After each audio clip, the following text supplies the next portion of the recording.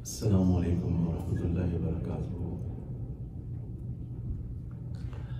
ہمارے وہ بھائی اور بہن جو یوٹیوب کے ذریعے آج کے اس درس کو واچ کریں گے، آپ کے لیے بہت ساری دعائیں۔ انشاءاللہ اللہ آپ کو دنیا اور آخرت میں آپ کو، آپ کی فیملیز کو بیسٹ آف ایمان، بیسٹ آف ہیلتھ عطا فرمائے، اور اللہ تعالیٰ آخرت میں آپ کو، ہم سب کو جنت عطا فرمائے، جہنم کی آگ سے محفوظ فرمائے۔ اور انشاءاللہ آپ سے ریکویسٹ ہے کہ ہمارے اس چینل کو صدقہ جاریہ کی نیت سے شیئر بھی کریں، لائک بھی کریں اور سبسکرائب بھی کریں۔ اللہ تعالیٰ آپ کو جزائے خیر عطا فرمائے۔ آج کا ٹاپک بڑا اہم ٹاپک ہے، تہجد کی خوشیاں۔ صلاۃ التہجد کے ذریعے اللہ تعالیٰ انسان کو جو سکون عطا فرماتے ہیں، عافیت نصیب فرماتے ہیں، اور تہجد کے وقت اللہ تعالیٰ تہجد گزار کو ایک عجیب خوشی نصیب فرماتے ہیں۔ اس کا پورا دن پرسکون گزرتا ہے۔ اس پرفتن دور میں جبکہ سارا عالم ہی پریشان ہے، اگر میرا اللہ اپنے فضل و کرم سے کسی کو تہجد کی توفیق نصیب فرما دے تو وہ انسان بہت خوش نصیب ہے۔ اس میں اللہ کی رضا ہے، اور ہمارے پیارے آقا سید الاولین والآخرین سیدنا رحمت للعالمین، سیدنا خاتم النبیین، شفیع المذنبین، سیدنا محمد رسول اللہ صلی اللہ علیہ وآلہ وسلم کی بڑی محبوب سنت ہے۔ تو انشاءاللہ آپ سب کو بڑا فائدہ ہوگا۔ الحمدللہ وکفا والسلام علی عبادہ الذین اصطفیٰ، اما بعد۔ اعوذ باللہ من الشیطان الرجیم، بسم اللہ الرحمن الرحیم۔ تتجافى جنوبهم عن المضاجع يدعون ربهم خوفا وطمعا ومما رزقناهم ينفقون فلا تعلم نفس ما أخفي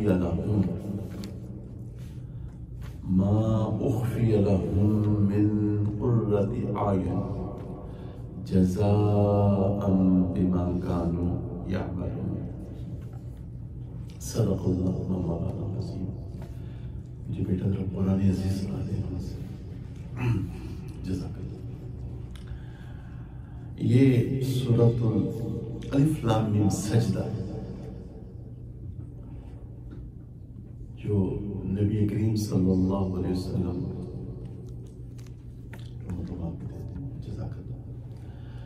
نبی کریم صلی اللہ علیہ وسلم باقاعدگی سے مدنی دور میں، جو آپ کے مدنی دور کا آخری دور ہے، جمعے والے دن پہلی رکعت میں یہ سورت تلاوت فرمایا کرتے تھے، اور ماشاءاللہ دوسری رکعت میں سورت طہر۔ تو ہمارے اکابرین نے اس سنت کے اوپر عمل کیا ہے کہ جمعے والے دن اکثر مساجد میں وہ اس کا اہتمام فرماتے ہیں۔ ہماری مسجد میں بھی رمضان المبارک میں ہم اس کا اہتمام فرماتے ہیں۔ اللہ ہمیں پیارے آقا صلی اللہ علیہ وسلم کی سنتوں کی محبت نصیب فرمائے۔ تو اس آیت شریفہ کا مفہوم یہ ہے کہ جدا رہتی ہیں ان کی کروٹیں اپنے سونے کی جگہ سے، یعنی یہ قابل تعریف قابل تکریم مسلمان بہن اور بھائی یہ تہجد کے لیے اٹھتے ہیں،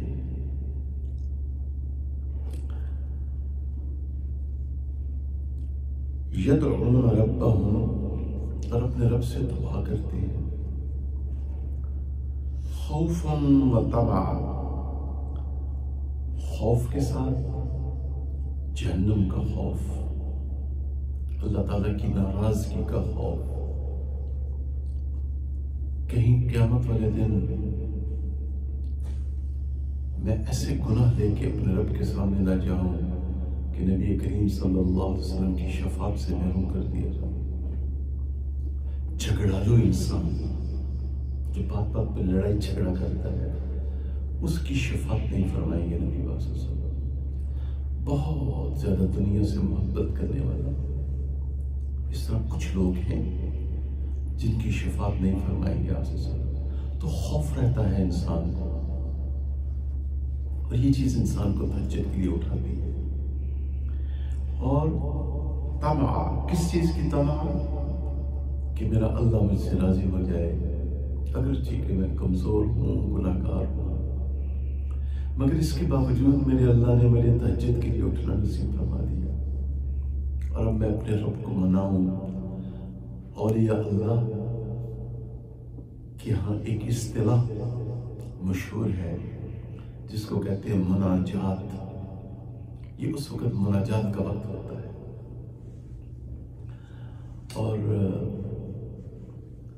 اپنے رب سے مناجات کرتے ہیں اور اللہ تعالیٰ سے اس کی رضا مانگتے ہیں، اس کے پیارے حبیب صلی اللہ علیہ وسلم کی محبت، ان کا ادب، ان کی اتباع کی زندگی مانگتے ہیں، اور سبحان اللہ اللہ تعالیٰ سے جنت مانگتے ہیں، جنت کا شوق رکھتے ہیں اور جہنم کا خوف رکھتے ہیں۔ وَمِمَّا رَزَقْنَاهُمْ يُنْفِقُونَ، اور جو رزق ہم نے ان کو دیا ہے، رزق حلال، رزق حلال کماتے بھی ہیں اور خرچ بھی کرتے ہیں۔ چنانچہ ہمیں یہ دعا صبح اور شام 3 دفعہ ضرور مانگنی چاہیے، ہر نماز میں مانگنی چاہیے۔ اللہم اکفنا بحلالک عن حرامک واغننی بفضلک عمن سواک، اور اغننا بھی کہہ سکتے ہیں، جمع کا صیغہ ہے۔ تو اس میں رزق حلال کی دعا، کیونکہ حرام میں میرے بھائیوں میری بہنوں شفا نہیں ہے۔ ایک اصول سمجھ لیں شریعت مطہرہ کا کہ رزق حرام میں شفا نہیں ہے، گھر میں سکون نہیں ہوگا، اولادیں نافرمان بن جائیں گی، سبحان اللہ، اور طرح طرح کی بیماریاں لگ جائیں گی، اگرچہ بظاہر مال و دولت بہت ہوگا۔ پھر فرمایا کسی جی کو معلوم نہیں جو چھپا رکھی ہیں ان کے واسطے آنکھوں کی ٹھنڈک، اور یہ بدلہ ہے اس کا جو نیک اعمال وہ دنیا میں کیا کرتے تھے۔ اللہ تعالیٰ اپنے فضل و کرم سے اور نبی کریم صلی اللہ علیہ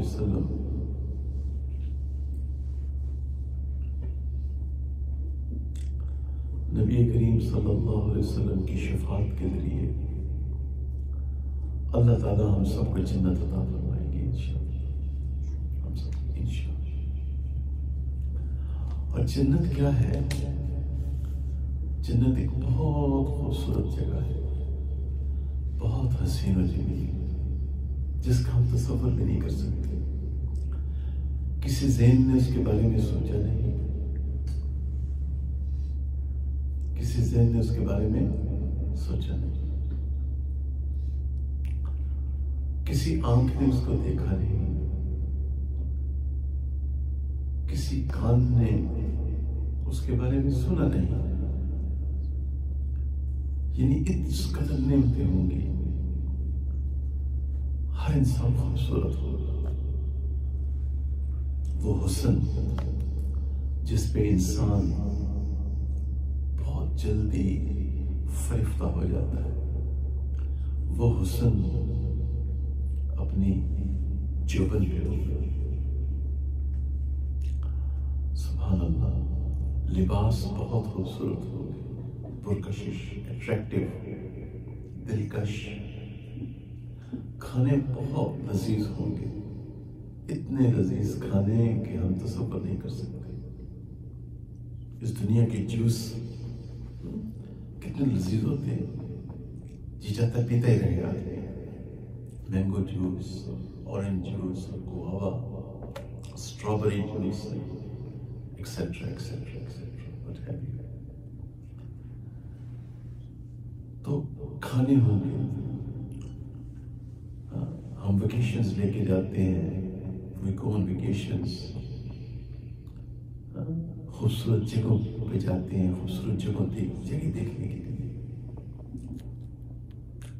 نیک لوگ عمرے کے لیے جاتے ہیں، جن کو اللہ نے پیسہ دیا ہے وہ نیاگرا فالز، سوئٹزرلینڈ جاتے ہیں.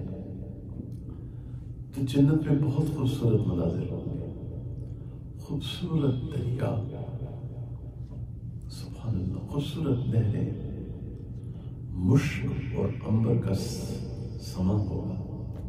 سبحان اللہ.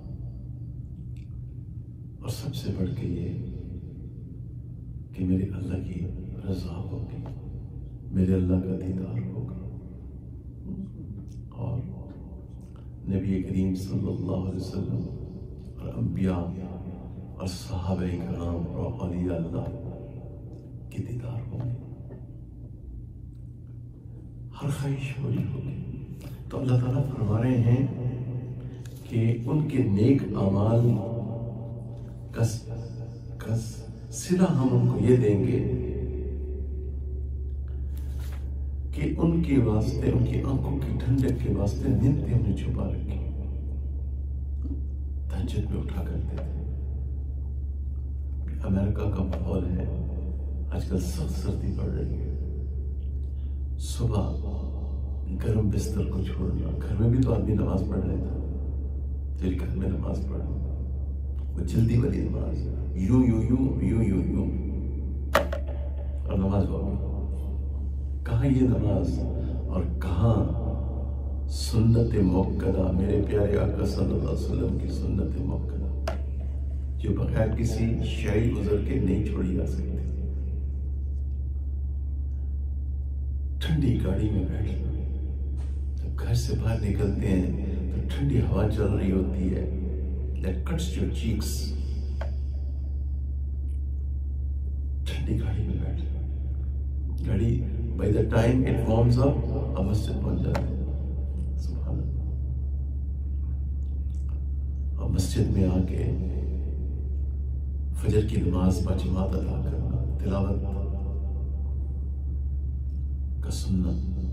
پھر ہماری مسجد میں تو تعلیم بھی ہوتی ہے، ہر نماز کے بعد تعلیم ہوتی ہے.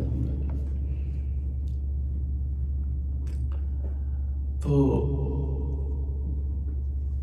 یہ ہماری جو مسجد ہے وڈ برج امام سینٹر، چھوٹی سی مسجد ہے. یہاں پہ تزکیۃ النفس کی محنت بھی ہوتی ہے، اور یہاں پہ دعوت و تبلیغ کی محنت بھی ہوتی ہے. الحمدللہ درس و تدریس بھی ہوتا ہے، تعلیم و تعلم بھی ہوتا ہے. تو آپ تصور کریں کہ جب انسان فجر کی نماز پڑھتا ہے تو اس کی جزا کیا ہے؟ اس کی جزا وہ جنت ہے جس کا ذکر اللہ تعالیٰ فرما رہے ہیں. اس سے پہلے کہ تہجد کے بارے میں ایک بڑی اہم حدیث آپ سے شیئر کی جائے. دعا کے معاملے میں چند باتیں سن لیں، چونکہ یہاں پہ ذکر ہے کہ وہ اللہ تعالیٰ سے دعا کرتے ہیں. تو دعا شریعت محمدیہ علیہ صاحب الصلاۃ والسلام میں دو چیزیں ہیں. ایک ہے ما تحت الاسباب، بھائی مجھے آپ پانی لا دیں، جاب کے لیے اپلائی کرنا، ٹھیک ہے نا، گروسری اسٹور میں جا کے گروسری کرنا، تو یہ ڈاکٹر کے پاس جانا، یہ ما تحت الاسباب ہے، اس میں کوئی شک نہیں ہے، یہ جائز ہے. ایک ہے ما فوق الاسباب، دعا کرنا، یہ عقیدہ رکھنا. اب جس طرح اس عاجز نے دونوں ہاتھ اٹھائے ہیں اور یہ عاجز کہتا ہے ربنا آتنا فی الدنیا حسنہ وفی الآخرۃ حسنہ وقنا عذاب النار. تو یہ جو ربنا میں نے کہا یا اللہ یا اللہم، تو اس عقیدے کے ساتھ کہا کہ میری اس پکار کو صرف اور صرف اللہ وحدہ لا شریک سن رہا ہے، اس کے علاوہ کوئی اور نہیں سن رہا. اگر کوئی یہ عقیدہ رکھے معاذ اللہ کہ کوئی اور بھی اس پکار کو سن رہا ہے، تو وہ میرے بھائی اور بہنوں شرک اکبر بن جائے. چنانچہ کلام پاک میں 6 آیات ہیں. سورۃ الانعام ورس نمبر 40 اور 41، سورۃ الاعراف ورس نمبر 29، سورۃ یونس ورس نمبر 106، سورۃ الرعد تھنڈر ورس نمبر 14، سورۃ الفرقان ورس نمبر 68، سورۃ المومن ورس نمبر 14. یہ 6 آیات ہیں کہ دعا اللہ کے سوا کسی اور سے نہیں کی جا سکتی. کلام پاک میں ایک آیت ہے کہ اولاد اللہ کے سوا کوئی اور نہیں دے سکتا. سورۃ الشورى مشورہ کرنا ہے، کنسلٹیشن. ایک ہے شعراء، وہ آگے آ رہی ہے، اس کا مطلب ہے پوئٹس، شاعر. یہ ہے شورا ورس نمبر 49 and 50 کہ اولاد اللہ کے سوا کوئی نہیں دے سکتا. پھر ہے سورۃ الشعراء ورس نمبر 80 وَإِذَا مَرَضْتُ فَهُوَ يَشْفِينِ کہ بیمار کو شفا اللہ کے سوا اور کوئی. وسیلہ جائز ہے کہ یا اللہ تو اپنی سچی ذاتی کبریاء کے صدقے تو خیر میری مشکلیں آسان فرما. یا اللہ نبی کریم صلی اللہ علیہ وسلم کے صدقے تو خیر تو میری مشکلیں آسان فرما. میں نے اپنے استاد محترم سے وسیلے کے بارے میں سوال پوچھا تھا بہت عرصہ پہلے، تو انہوں نے فرمایا تھا کہ جب مدینہ میں بارش نہیں ہو رہی تھی تو سیدنا عمر رضی اللہ عنہ حضرت عباس رضی اللہ عنہ بن عبد المطلب کو ساتھ لے کے گئے، یا ان کو یا حضرت ابن عباس جو ان کے بیٹے تھے، واللہ اعلم، غالباً ابن عباس تھے یا ان کے بارے میں، اور دعا کی تھی. تو صحابہ بھی وسیلے کے قائل تھے. اللہ تعالیٰ ہمیں افراط و تفریط سے بچائے. اب اس حدیث شریف کے بعد طرف آتے ہیں، بڑی اہم حدیث ہے. مسند احمد، ترمذی، نسائی وغیرہ میں سیدنا معاذ بن جبل رضی اللہ عنہ سے روایت ہے، فرماتے ہیں کہ ایک مرتبہ میں اللہ کے پیارے رسول صلی اللہ علیہ وسلم کے ساتھ سفر میں تھا. ایک روز دوران سفر میں صبح کے وقت میں آپ صلی اللہ علیہ وسلم کے قریب ہوا اور میں نے عرض کیا، اے اللہ کے پیارے رسول صلی اللہ علیہ وآلہ وسلم، مجھے ایسا عمل بتا دیجئے جو مجھے جنت میں داخل کر دے اور جہنم سے دور کر دے. آپ علیہ السلام نے فرمایا، تم نے ایک بڑی چیز کا سوال کیا، مگر جس کے لیے اللہ تعالیٰ آسان فرما دے، اس کے لیے وہ چیز آسان ہو جاتی ہے۔ اور فرمایا آپ علیہ السلام نے وہ عمل یہ ہے کہ اللہ کی عبادت کرو اور اس کے ساتھ کسی کو شریک نہ کرو۔ مشرک جو اللہ کی ذات و صفات میں غیر اللہ کو شامل کرے، مسلمان ہو یا غیر مسلم، اس کی کوئی غفلت نہیں، وہ کبھی جنت میں نہیں جائے گا۔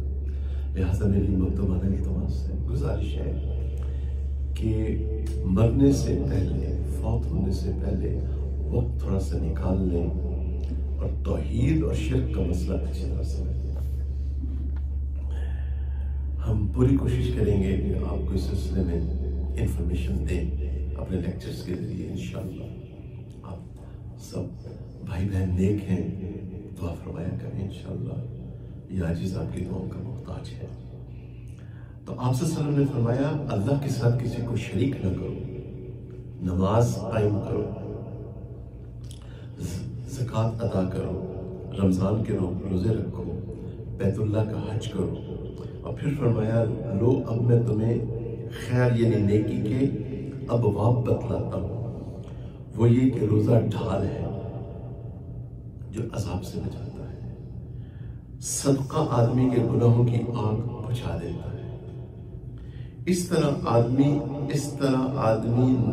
کی نماز درمیان شب میں یعنی تہجد کی نماز، اور پھر آپ نے یہ آیت تلاوت فرمائی تتجافا جنوبهم عن المضاجع۔ حضرت ابو درداء، قتادہ اور ضحاک رضوان اللہ علیہ اجمعین ارشاد فرماتے ہیں کہ پہلوں کے بستروں سے الگ ہو، پہلوؤں کے بسترے سے الگ ہو جانے کی یہ صرف ان لوگوں کے صادق آتی ہے جو عشاء کی نماز باجماعت ادا کریں اور پھر صبح کی نماز جماعت کے ساتھ ادا کریں۔ تو اب ہم آگے بڑھتے ہیں انشاءاللہ۔ بسم اللہ۔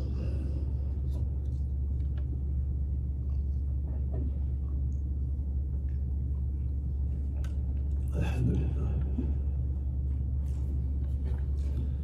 اب ہم تھوڑا آگے بڑھتے ہیں۔ سبحان اللہ و بحمدہ سبحان اللہ العظیم۔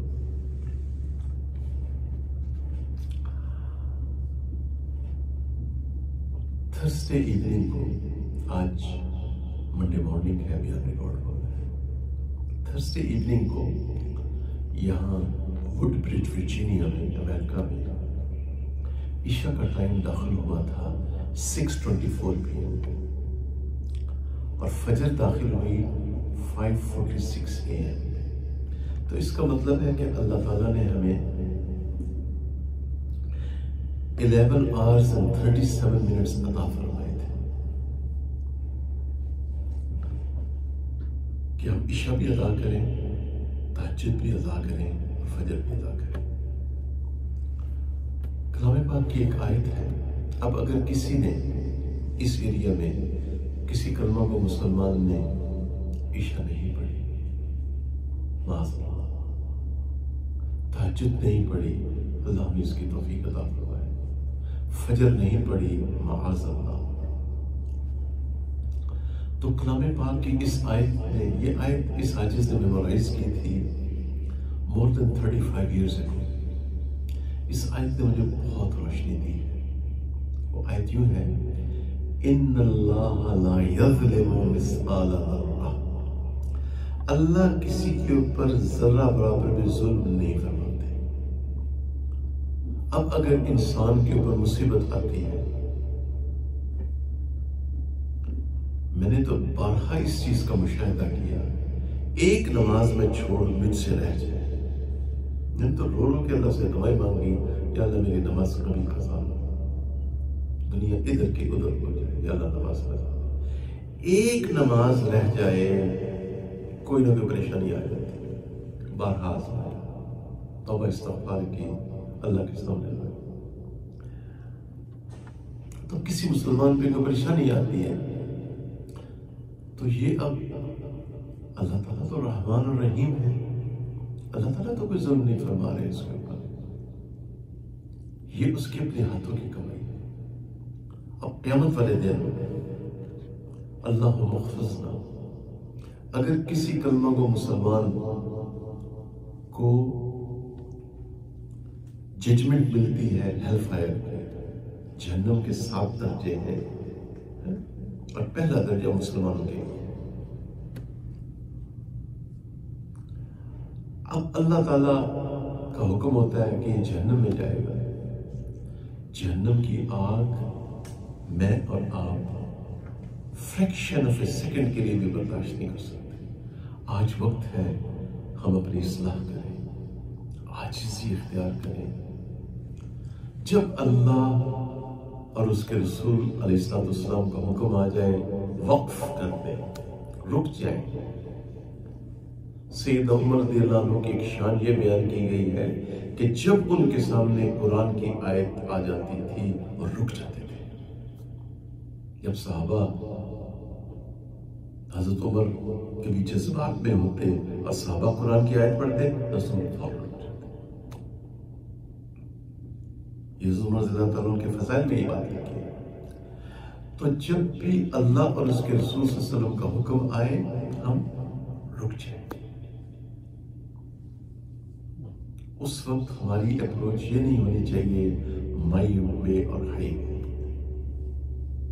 بس اب میں نے آگے نہیں بڑھنا، اپنی اصلاح کرنی ہے، میں نے رو رو کے اپنے رب کو منانا ہے، میں نے اللہ سے یہ دعائیں مانگنی ہے ہر آتے جاتے سانس کے ساتھ، اے میرے پیارے اللہ مجھے نبی کریم صلی اللہ علیہ وسلم کی محبت اور ان کا ادب نصیب فرما، صلی اللہ علیہ وآلہ وسلم، اور ان کے سنتوں کے مطابق انشاءاللہ اپنی زندگی بسر کرنی ہے انشاءاللہ۔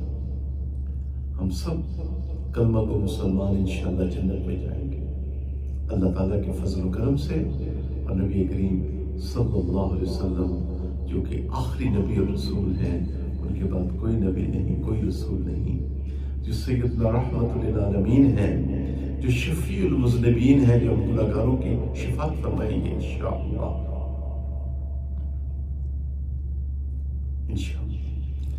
اچھا، تو اب اللہ تعالیٰ فرماتے ہیں سورۃ الکہف کی آیت ہے، یہ جو آیت پہلی پڑھی تھی یہ سورۃ النساء کی آیت ہے، بلکہ بالیقین، اور اگلی آیت سورۃ الکہف کی آیت ہے وَلَا يَظْلِمُ رَبُّكَ أَحَدًا، تیرا رب تجھ پہ کوئی ظلم نہیں کرے گا۔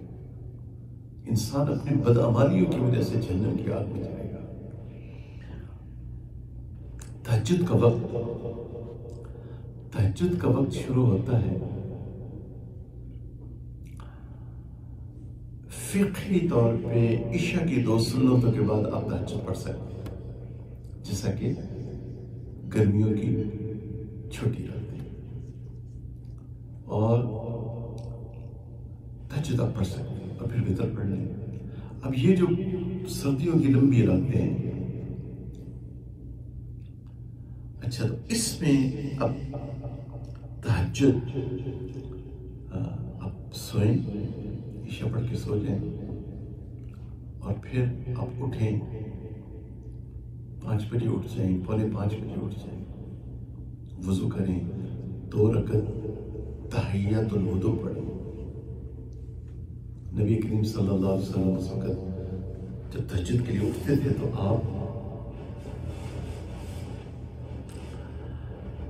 سورۃ آل عمران کی جو آخر میں آیات آئی ہیں وہ تلاوت فرماتے تھے، ان فی خلق السماوات والارض واختلاف اللیل والنہار لآیات لأولی الالباب الذین یذکرون اللہ قیاما وقعودا وعلی جنوبہم ویتفکرون فی خلق السماوات والارض۔ تو یہ آیات ربنا ما خلقت هذا باطلا سبحانك فقنا عذاب النار الذين يذكرون الله قياما وقعودا وعلى جنوبهم يتفكرون في خلق السماوات والأرض ربنا ما خلقت هذا باطلا سبحانك فقنا عذاب النار۔ تو اس حدیث کی انڈرسٹینڈنگ یہ ہے ٹل دی اینڈ آپ صلی اللہ علیہ وسلم یہ آیات تلاوت فرماتے تھے. تو اگر یاد کر لیں تو تحیۃ الوضو میں کہ نوافل میں وہ آیات پڑھ لیں، اور اس کے بعد 4 رکعت کم از کم. علماء کرام نے فرمایا 4 رکعت، 2 رکعت اور 2 رکعت. 2 رکعت کے بعد سلام کریں. لیکن اگر مجبوری ہو، وقت تھوڑا ہو، تو ایک سلام کے ساتھ 4 رکعتیں بھی آپ پڑھ سکتے ہیں. لیکن علماء فرماتے ہیں اس میں کراہت آ جاتی ہے، اور یہ غالباً کراہت تنزیہی ہے. واللہ اعلم. اچھا، تہجد کے بارے میں علامہ صاحب نے عجیب بات فرمائی. پایا ہے میں نے اسے اشک سحر گاہی میں، یہ وہ در ناب ہے جس سے خالی ہے صدف کی آغوش. کشاف ہو، رازی ہو، رومی ہو، غزالی ہو، کچھ ہاتھ نہیں آتا بینا ہی سحر گاہی. کبھی کوئی شخص، اللہ میرے حضرت جی دامت برکاتہم کی زبان مبارک سے میں نے یہ بات، ان کی زبان فیض ترجمان سے اس عاجز نے یہ بات سنی. میرے جو مرشد ہیں، میرے جو شیخ ہیں، میرے جو مربی ہیں، میرے جو محسن ہیں، حضرت مولانا ذوالفقار احمد صاحب دامت برکاتہم العالیہ، جن کی جوتیوں میں بیٹھ کے اس عاجز گناہگار کی زندگی بدلی. اللہ حضرت جی کو بہترین جزائے خیر نصیب فرمائے. اللہ تعالیٰ حضرت جی کے آنے والے نسلوں کی ایمان کی حفاظت فرمائے. میری زندگی کا کوئی دن نہیں کہ جس دن میں اپنے شیخ کو دعا نہ دیتا اور ان کی دعاؤں کا محتاج بھی ہوں. اور یہ ان کی دعاؤں کا نتیجہ ہے کہ آج یہاں پہ بیٹھ کے یہ ٹوٹی پھوٹی دین کی بات کر رہے ہیں. میرے بڑوں کے احسانات ہیں، میرے اللہ کا فضل ہے. اللہم صلی علی سیدنا محمد. میرے نیک اور جنتی والدین کی دعائیں ہیں. ماشاءاللہ. اچھا، تو اب سبحان اللہ، تہجد، حضرت جی تہجد کے اوپر بہت زور دیتے ہیں. تہجد کے بغیر کوئی شخص اللہ کا ولی نہیں بنا. اب تہجد کے کچھ فائدے آپ کو بتا کے تو بات ختم کرتے ہیں. جزاک اللہ فار یور پیشنس. یہ جو ماڈرن ریسرچ ہے، غالباً یقین انسٹیٹیوٹ اور کچھ اور اسلامک انسٹیٹیوٹ سے ان کی ریسرچ ہے، فرماتے ہیں سبحان اللہ کہ تہجد کے ذریعے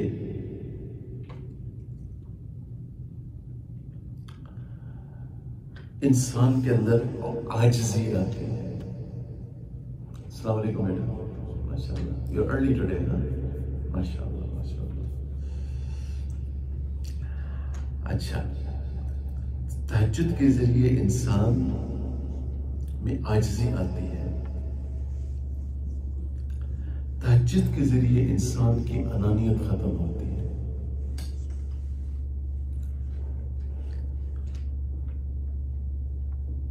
اور it relieves stress and anxiety. Stress اور اینگزائٹی ختم ہو جاتی ہے. تہجد has therapeutic effects on our health. تہجد کے اندر مسل ریلیکسیشن ہوتی ہے. تہجد کے ذریعے انسان کے اندر پازیٹیو تھاٹس ڈیولپ ہوتی ہیں. مثبت سوچ مثبت ہو جاتی ہے. اچھا، سبحان اللہ. تہجد سے انسان کے بدن میں قوت آتی ہے. بالکل بڑی بڑی بیماریوں سے انسان شفایاب ہو جاتا ہے تہجد کے ذریعے. آپ کو یاد ہوگا ہمارے جو بھائی تھے، آپ پہلے سال تہجد میں بیٹھے تھے اعتکاف، پچھلے سال. تو وہ فرمانے لگے جب سنت اعتکاف ختم ہوا، وہ کہتے ہیں میری پتہ نہیں کتنی بیماریوں سے میں نے شفا پا لی. چونکہ یہاں پہ وڈ پی ایمان سینٹر میں جو آخری 10 راتیں ہوتی ہیں ہم سوتے ہیں. آپ صلی اللہ علیہ وسلم کی اس حدیث پہ عمل کرتے ہیں، یتجہدوا. آپ صلی اللہ علیہ وسلم اپنے تہبند مبارک کس لیتے تھے اور خوب مجاہدہ فرماتے تھے. تو ہم सोते नहीं है, सोना अलाउड नहीं होता आखिरी 10 रातों में, और उनमें से एक रात लैलतुल क़द्र को किया।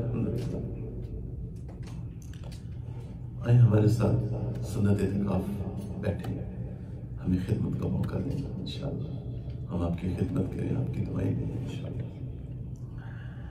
उसके बाद सुभान अल्लाह, by waking up early in the morning keeps you fresh all day, इंसान सारा दिन फ्रेश रहता है। सुभान अल्लाह, बॉडी के अंदर रेजिस्टेंस पैदा होती है and it reduces the risk of heart disease and increases life expectancy. अल्लाह, तो ये तहज्जुद के फायदे हैं। रही बात तकब्बुर की, देखें मेरे भाई और बहनों, बिफोर आई क्लोज, आजिज़ी मतलूब और मकसूद है।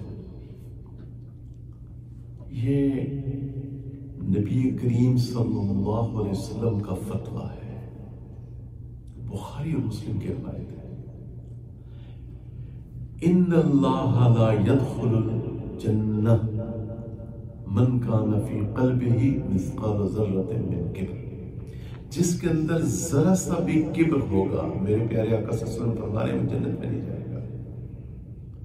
मैंने इस किस्म का कोई सवाल अपने उस्ताद मोहतरम से पूछा था, तो उन्होंने यूं इशारा किया था, यूं भेजा जाएगा, इलाज किया जाएगा, जितनी भी रूहानी बीमारी है।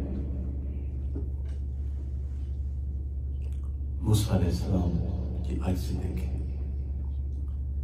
मूसा कलीमुल्लाह उलुल अज़्म मिनर रुsul क्या फरमा रहे हैं?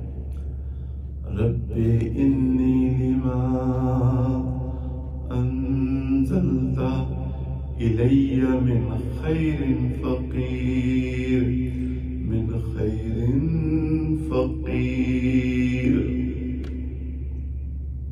अल्लाह ताला फरमा रहे हैं, या अय्युहन्नास अंतुमुल फुक़राउ इलल्लाह, इंसानों सब के सब फकीर हो, तुम जो कुछ भी बैगेज अटैच एंड अटैच करो, तुम सब फकीर हो, मोहताज हो। और मूसा अलैहिस्सलाम फरमा रहे हैं कि मैं फकीर हूं। आजिज़ी, कल्बिनेशन ऑफ ह्यूमिलिटी। इस आजिज़ ने, जब मैं हज़रत जी से बैत हुआ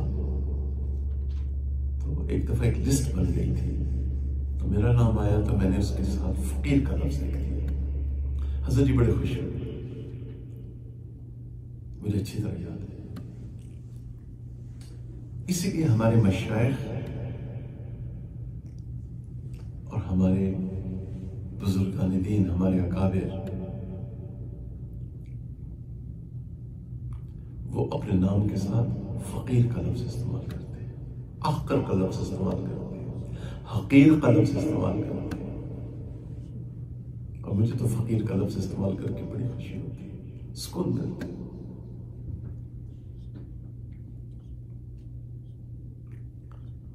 एक वक्त था जब मैं अमेरिका नया नया आया, तो मैं 3-piece सूट पहना करता था, और अब मैंने जब से सुन्नत लिबास पहनना शुरू किया है, अजीब सुकून मिलता है, इतना सुकून मिलता है कि मैं आपको बता नहीं सकता। अल्लाह का शुक्र अदा करता हूँ, अल्लाह तूने अपने प्यारे औलिया की सोहबत के सदके तो फैल अपने हबीब सल्लल्लाहु अलैहि वसल्लम का लिबास अता फरमा दिया। तेरा शुक्र है। आजिज़ी की हकीकत को इस आजिज़ ने तब पाया जब मकतूबात मुजद्दिदिया में इस आजिज़ ने ये बात पढ़ी। हज़रत मुजद्दिद अल-फ़सानी रहमतुल्लाह अलैह लिखते हैं, वो सालिक सालिक नहीं है, वो सालिक सालिक नहीं है जो अपने आप को खारिज सदा कुत्ते से बदतर न जाने। उस दिन इस आजिज़ ने आजिज़ी की हकीकत को पाया। और जब मेरे भाई और बहनों ये बात बन जाए कि आदमी हाथ उठाए اور ہاتھ نہ بھی اٹھائے، کیونکہ دعا کے لیے ہر وقت ہاتھ اٹھانا ضروری نہیں ہے۔ فرض نماز کے بعد تو اٹھانے چاہیے، تہجد کے بعد بھی اٹھانے چاہیے، نماز کے بعد تو اٹھانے چاہیے، چلتے پھرتے بھی آپ دعا کر سکتے ہیں، آپ ڈرائیونگ کر رہے ہیں تب بھی دعا کر سکتے ہیں۔ جب انسان کی زندگی میں یہ پوائنٹ آ جائے نا کہ یا اللہ سارے مسلمان مجھ سے بہتر، سارے انسان مجھ سے بہتر، تیری پوری مخلوق میں سب سے گندا یہ عاجز ہے یا اللہ، سب مجھ سے بہتر ہے، اور تیری نظر کرم اور تیری رحمت کا سب سے زیادہ محتاج ہے، تو اس کا مطلب ہے the process has begun۔ عاجزی کے اس سفر کی تھوڑی بہت ابتدا ہو چکی ہے۔ اللہ تعالیٰ مجھے اور آپ کو عاجزی عطا فرمائے۔ اپنا بہت خیال رکھیے گا۔ Until next time، السلام علیکم ورحمۃ اللہ۔